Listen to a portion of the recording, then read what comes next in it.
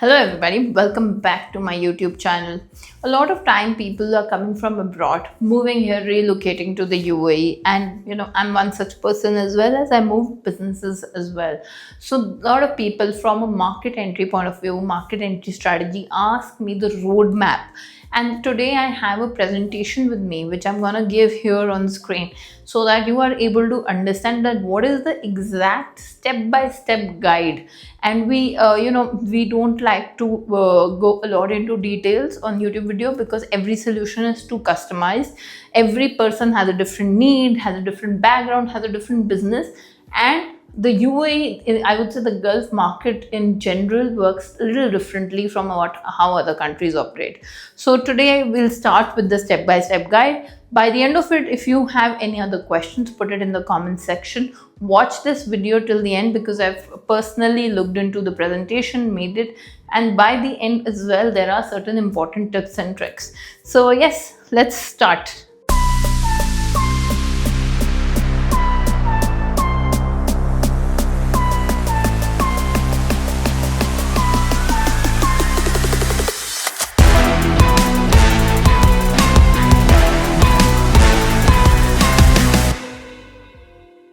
Step-by-step guide. This is also a comprehensive guide to relocate your business. We in other videos can discuss about yourself, your other needs that you might be having when you move here. Presentation will outline the operation step-by-step process, and it will highlight the key elements that will help you make this transition very seamless. So there are many benefits, but for me these are the 4 key benefits. And when I start with the first one, this is about the location of where UAE is. If you look into the map, the UAE is basically right in the center of the world. And why I say it, because 2/3 of the world you can cover in less than 8 hours of 7 hours of flight, which is practically making it a very good trading hub, a very good hub for re-exporting, and it is surrounded by water. So I've spoken this a lot in other videos as well, but location really matters when you are flying from your home country, when you have trading activities, when you are conducting business across the globe. So that location becomes your prime facilitation factor. And how Dubai does it, how UAE does it, is by connecting Europe, Asia and Africa. The next is, of course, as you all know, the UAE economy earlier was dependent on oil, but now have diversified as well. And diversification to an extent that they are investing a lot into trade, into real estate, into construction. I mean, you name it, and the industry is already booming here. The economy is booming, and it's just not me talking. It's also the data of these different ministries and data of different World Bank reports that you can find on the internet. As we all said, how Singapore started back then and how UAE is also coming across as a very good tax haven countries. If you read the Mainland Partners report, tax benefit in the UAE is exceptional, because what happens is that in a lot of countries there is progressive taxation. So you end up giving a lot of money to the government for the reasons I don't even want to say, but you don't even get those benefits anymore. Say it healthcare, public school access, like common community areas. I would say if you can maybe have it a privatized healthcare sector but get the proper treatment at the right time, will make so much sense. And that's why you see your money drowning. So that is what Dubai does, what UAE does. It's a zero personal income tax.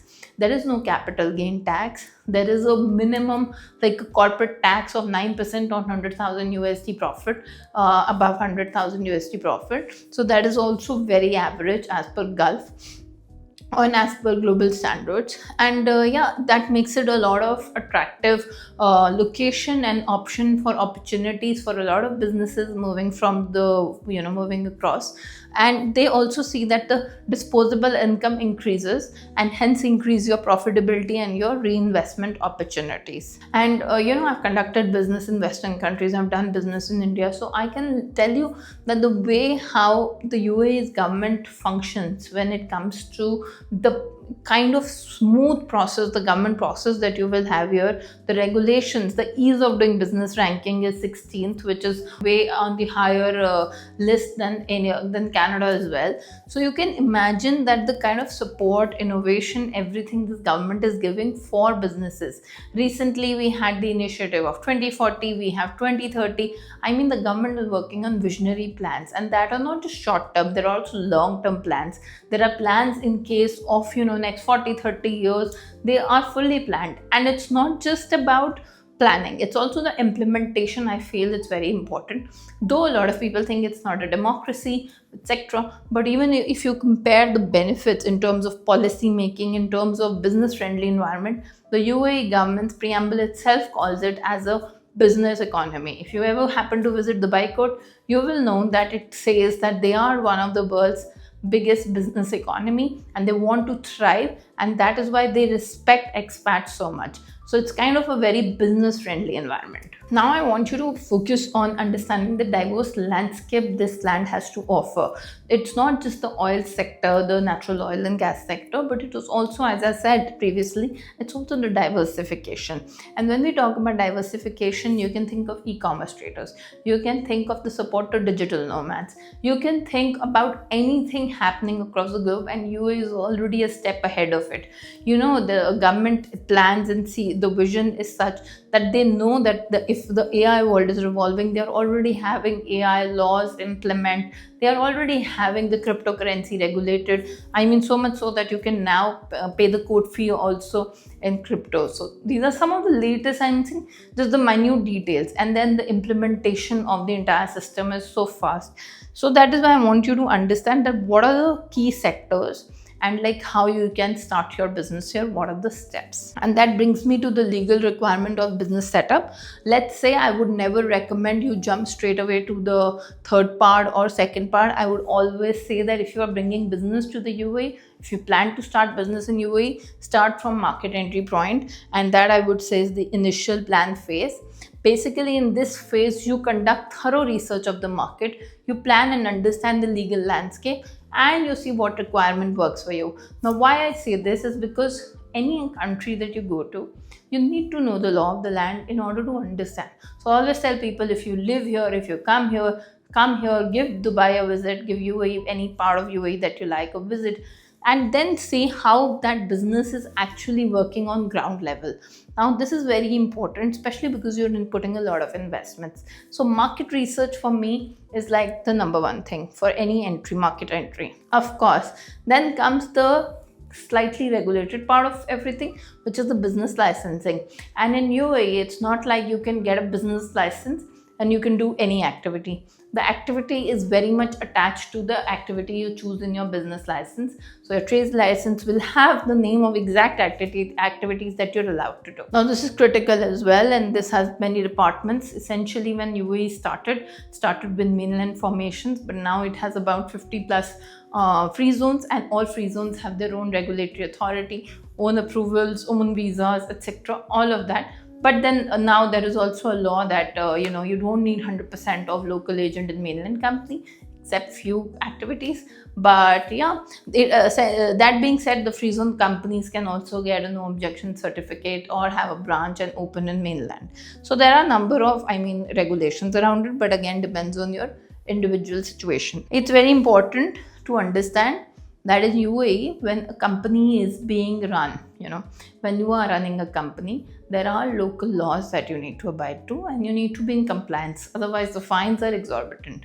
And if they're not taking from tax, they're taking it from somewhere. So that is why I say always have your regulations and your labor law, zoning regulations in place, be it your tenancy agreement for your office, be it the office that you buy, all the kind of things that you need to keep in mind. And of course, once everything is done, the legal setup process is complete, take your final approval, have the copy of your license. If you do business with any other business, check their trade license, know who's the power of attorney, who's the manager on the company. These are very important things, because I've seen disputes, and we already help a lot of people in disputes because we are a law firm. So we know that we can foresee from this right stage at this point of time only that what essential things you need to do. Now this slide is very essential because the right structure is a long-term vision and a long-term game that you're playing with your company.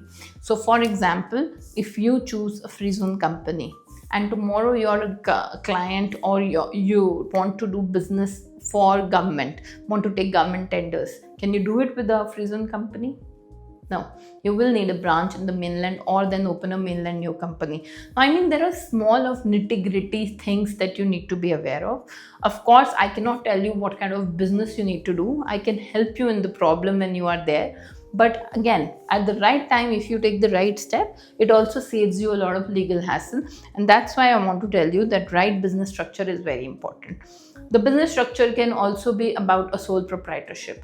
Who is a sole proprietor? Somebody who's individually managing the company. It is for entrepreneurs, it is for people who just work on single-handedly, or even can have people working under them, but it is ideal for individual entrepreneurs, e-commerce traders, etc. Then a very common thing, a lot of problems can arise, is the partnerships.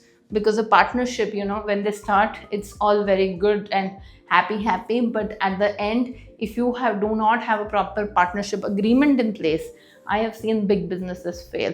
So that is why the lesson learned here is that always have everything documented beside the articles of incorporation of your company, because essentially you could be a sleeping partner, you could be a minor partner. Have your rights protected. Then we have the limited liability companies. Now, limited liability companies are exactly what you're thinking. The company becomes a separate entity and the company shareholders become separate, but ultimately everything, it is being governed by a different law of the Commercial Act law, and hence you need to be regulated. Earlier in the LLC was primarily opened because you needed a local nominee sponsor, but now after the new rule, you don't need 100% or a 50% or a majority local partner. Now you can do it essentially 100% as a foreign ownership as well. And then there are free zone companies, which was started for businesses benefiting 100% foreign ownership was allowed. This was the initial purpose for what they were started. Free zone companies also vary. There are a number of free zones, and now it's not like you are located in a specific free zone and then you can do. But yes, how the free zone treats you, how seamless your process is for the business, that depends on premium free zones, of course. So yeah, I mean, free zones are also an option. Branch office is something that enables foreign companies to operate in UAE, but they mustn't operate under company's parent name.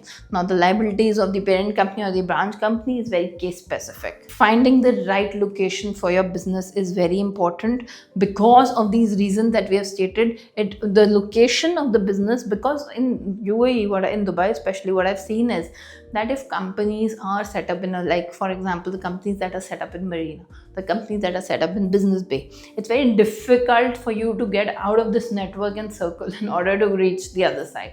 You're so busy consuming all the network here, consuming the business here, meeting people here, marketing your business here. So your infrastructure, your everything will be restricted to a particular space. So do that research initially. For me, I would say that there are certain premium hubs. Commercially, I know because I've dealt myself. I do look into commercial division for real estate as well. So I know for the matter of fact that for me, Business Bay has worked really nicely. It's close, it's the center of Dubai, it's next to downtown, and it's also an area where I find all kind of clients, all kind of network. A lot of people are moving. I network with a lot of people. I have my podcast studio. So for me, this place, I'm thriving. I feel that I thrive in this location. But of course, your business will depend. Your business could want you to be near the port. Then you need to be near Jebel Ali port, or whichever port. Your business would require you to be in a tower, which is not this thing. So maybe you have Dubai South. It will vary on the kind of business that you want. Then we have the employment issues, which is very important for you to resolve. If you are an investor, then you have golden visa options. But if you are opening your company, you have residency visas, your employee needs to be visa. There is something called visa quota, and there is something called the actual visa allocation. So all these things are kind of separate and technical for some time for people to understand, because it's not very common the way it is back home, and hence you need to have these details, because the fines, again, as I said, could be very hefty for the company. So you don't want to get into that space. Now, what I also would like to highlight is that there are some key aspects of setting up banking and financial accounts, and you need to choose the right bank. In fact, in UAE, I always say choose the bank and then choose the activity, because sometimes the activity could make the bank, could be an issue to open the bank account, and also depends on nationality. Definitely, with a solid reputation, know your local regulations, including banking law, tax obligations. When you have to do corporate, what is your corporate tax here, even if you are not eligible for it, but you still need to register it. What is your VAT requirement? If you are in AML compliance, like an anti-money laundering under the AML compliance, if you are in such a trade, then all these things need to be taken into account. You need to be regulated and have compliance wing as well, which we'll discuss. And of course, then you need to have necessary documentation for all of this. And one of the common questions now a lot of people ask us, and I wanted to make a particular dedicated slide on this, is that when you do business in UAE, it's different from culturally the way you're dealing with some other countries across the globe. And as far as my experience is concerned, I feel a lot of business is dependent on network, on your community building, on your digital outreach, because people here give you a chance. And that's a very good thing, because you are also an entrepreneur, I'm also an entrepreneur. I will trust your expertise and you will trust mine. And if the business is good, the referral business, like any other place, is very good. So be sure that the kind of service or the product that you provide is top notch, is having that capability that it will give you reference later in the later down the road. Maybe these are some of the challenges that I feel that people could feel, and one of them is the cultural difference. Maybe you need to adapt, especially you need to adapt to the weather, and then after that comes adapting to the life here. Because sometimes you might feel that you're overworked, overstressed, but boss, this is what it is. It is a community for entrepreneurs.